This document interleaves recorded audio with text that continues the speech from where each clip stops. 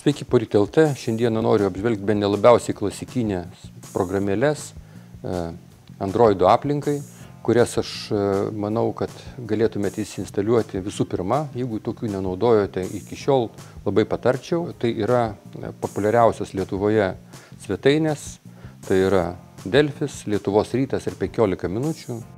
Taip pat šitas 3 programėlių ikonos, štai čia ir išsidėšiusios. Iš tikrųjų, tokį pat atvaizdą turinio, kurį mes matome šitose programėlėse, galima matyti ir paprastose svetainėse, kurios atidarius su naršyklėmis mobiliam aparate pačios prisitaiko ir atvaizduoja mobiliąją versiją, susiaurėja, tai nėra daiktas, kurį reikia stumdyti į šalis.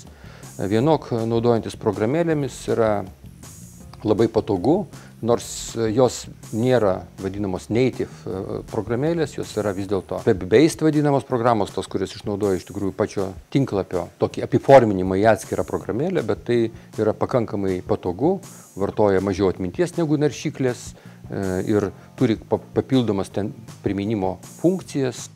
Tiesiog paraginti jūs naudoti atskirus appsus, kuriuos galite įsiinstaliuoti, jeigu jų neturite, paspaudę nuorodas mūsų svetainėje. Labai rekomenduoju jums tas programėlės naudoti, bus tikrai žymiai patogiau skaityti mūsų pagrindinių portalų naujienas. Iki kitų pasimatymų, Poryt LT.